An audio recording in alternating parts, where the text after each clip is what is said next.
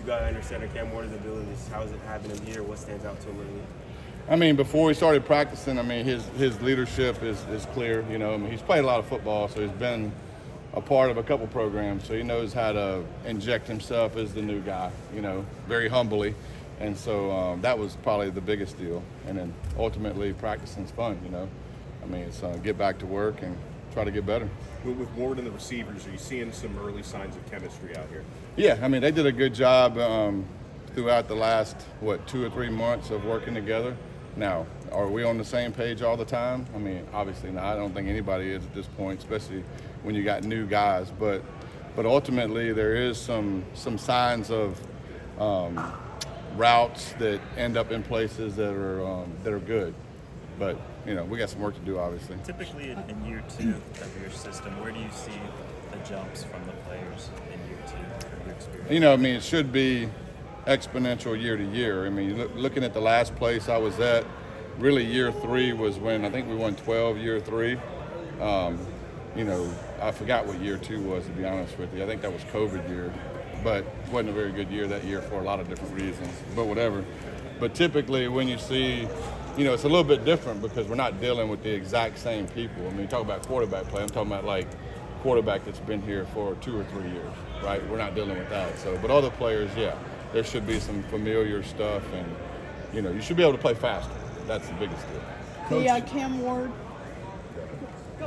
Coach, we obviously got to see a little bit of the wide receivers today, and you know, a pair of freshman wide receivers stand out. What have you seen from Nykar and JoJo Trader so far? I mean, got started here. Yeah, I mean, they can run, you know, and their body control is what you think.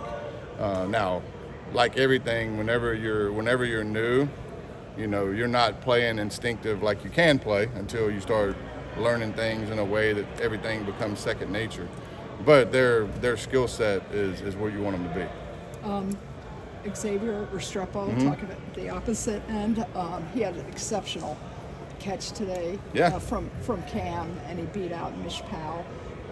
But it was beautiful. His progression each year and what you expect this year. I mean, he's as constant as you get, week in, day in, game in.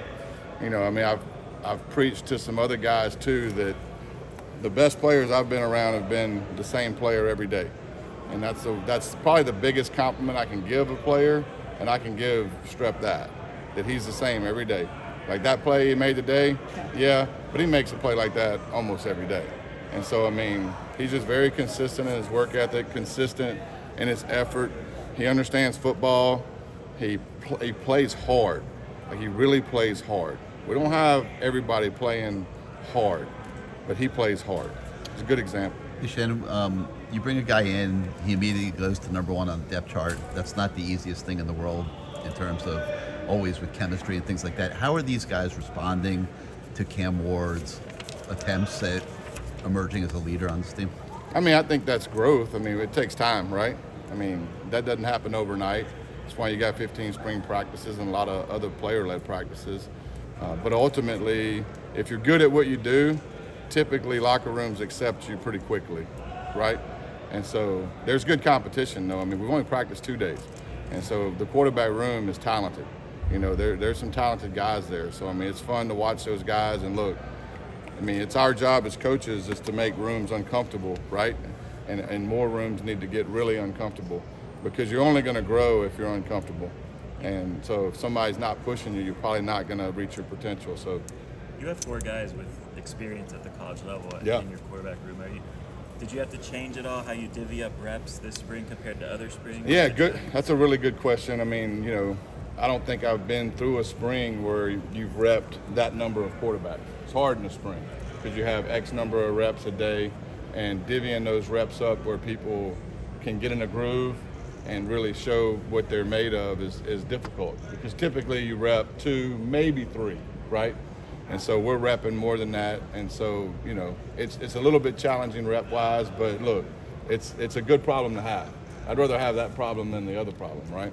Coach Reese Poffenbarger looks pretty good too. Yeah, talented kid. Yeah, can you talk about him? He also seems kind of intense. Yeah, I mean, look, competitor, man, and he's got a live arm. He's played a lot of football too. Football IQ very high, which allows those 2 guys to incorporate into the offense quickly, right? They played a lot of football. And so their learning curve is not very steep. But yeah, very talented kid, extreme competitor, right? Very serious about playing football, which I like guys like that. Coach, what are you asking from sophomore receivers Ray and Robbie as they return for them to take a next step this season? What am I doing? What? What are you asking from them to take that next step? Play hard and get better, right? Play hard, get better. I mean, look, this is where you know, in the spring and in the summer is where you earn reps, right? And look, this is the deal. I mean, they know that getting reps is not easy because we have a 1,000-yard receiver that plays a position that they play, right?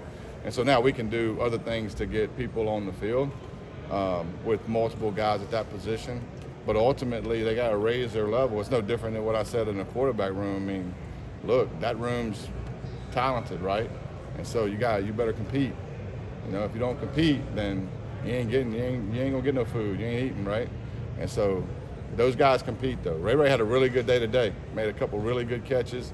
His consistency's high too. He's the same kid every day too. And we got to keep in mind with him too that he was a true freshman last year. You know, so there's some bumps you take as true freshmen through the course. You know, older kids play better. General rule of thumb. What type of boost can a healthy and confident Elijah Arroyo bring to the offense? Huge. What else you want? How involved? I mean, if he's healthy, he's a dude. Well, what are you seeing from the rest of that tight end room as well? I mean, that tight end room is a lot like we talked about. I mean, it's a lot of competition in that room, you know. And Riley played a lot of football last year as a true freshman. That's hard, you know. And everybody can be critical of guys when they're freshmen playing at this level. I thought he did a really good job last year, but his ceiling is very, very high. And having a guy like Elijah that is an older guy that can kind of be the post of that group, right, is huge. Now, Cam's not really factoring in right now, but we know that how solid that kid can play, right? And then the young kid, Lofton, I mean, he's pretty good too, you know? And so that room's pretty talented. And so we're excited about that room for sure. Cam Ward, I think, is. Maybe y'all won't be asking me this year about getting the ball to the tight end. Cam Ward, I think, ran for 8 touchdowns last season. I know he isn't necessarily like a 1,000-yard rusher, yeah. But how involved will he be maybe in this running game? How do you envision that? I mean, organically he will be. I mean, there was a couple times today that he scrambled and you know, you could see that he could get 15, 20 or so yards. The biggest deal with me is the scrambling and keeping your eyes down the field and throwing, right? Just extending plays. And that's really where the game is played today because D linemen are so good, coverages are so complex that you're going to have, if you have 80 snaps a game and you throw it 50, there's probably going to be 10 snaps a game where everybody's covered or protection breaks down, right? You'd like for those 10 plays not to be just something that kills you. Does that make sense? Right. And so ultimately, I do think that he has the ability to get out of trouble and save plays, which to me is liberating when you call plays because you really don't think about like, oh, they could be this or they could be that. It's like, oh, I mean, if we get in the worst case scenario, he could probably save it, right? Right. And so they made a big deal too just about fumbles with him in the past, like ball slipping on. Anything Yeah. you picked up on video that maybe you've been working with him on to make sure that doesn't happen? Well, I mean, focus, really. I mean, yeah, and I watched all of them, so I know, you know, and so I know that, you know, that was one of the red flags coming in. But ultimately, if you watch all of them, which I have, it's pretty clear that it really isn't a ball security issue as much as a focus issue, if I should say that. But he knows, put it that way. Hey, Shannon, when you went back after last year and reviewed the entire body of work, what did you walk away from when you looked at it, and what can be different this year? You know, really, I look at things in a different way. It's not a different way than anybody looks, but my year-to-year comparison is pretty clear about what we did good and very clear about what we did bad, right? We took huge jumps in a lot of categories. I think it was like 100 or 99 to 22 in yards per play, which is probably the biggest jump I've ever had in a year. and a lot of the rushing per game was in the 30s, I think mid 30s. Passing was mid 30s. Offense, we were hovering around 30 or 25, right? From like 80 or whatever. So huge jumps in a lot of things. Turnovers were glaring, right? Turnovers were glaring. Not only were they were glaring when they happened. You know, so the two situations that we didn't get better in, it may probably almost stayed the same or maybe went down a couple notches, was turnovers and red zone offense.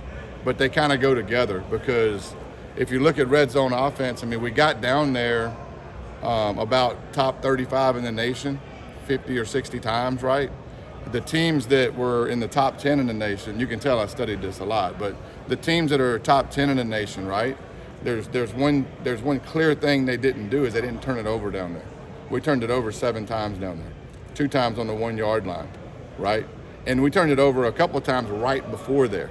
And so what that does is take points off the scoreboard. Not only does it like crush your morale and all the rest, right? It takes points off the scoreboard. And so ultimately we have to do a better job of protecting the football. If we do a better job of protecting the football last year, then we're probably better than, like, in every category we go up. But that was the one thing that was just glaring, you know. I mean, everybody knows it. I don't have to sit here and say it, but we have to protect the football. You know, we got to be aggressive, but as a quarterback, you got to know when to be aggressive, you know. Coach, I saw Lou Cristobal playing left guard today. How is he doing? He's doing his good. Transition. Anything you He's can doing say good. about him? Do what now? Anything you can say about him and the Tough O-line? kid. I mean, a really tough kid. I mean, you know, what's he here for a little over a year now, right? And so a kid, I feel comfortable putting him in there and playing, you know. He knows everything. I mean, he can play some football too.